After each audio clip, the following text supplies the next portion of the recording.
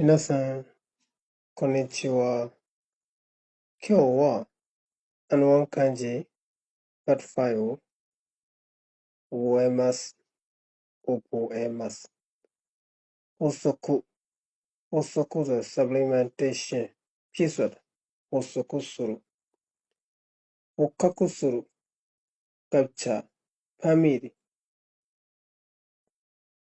တခုခုကိုရယူတာ family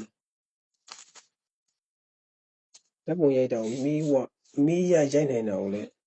capture 補足する。補足するဆိုတာကတ္တရာစီခင်းတာ pavement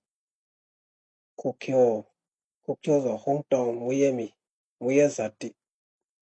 ခေတ်ကျော်ကကြတော့မွေးရပ်မြေကိုပြန်တာ ဥရုစတုရဲ့စတု အဲကျော်ဆိုတာအဖတ်တွေထိရောက်မှုလွှမ်းမိုးမှု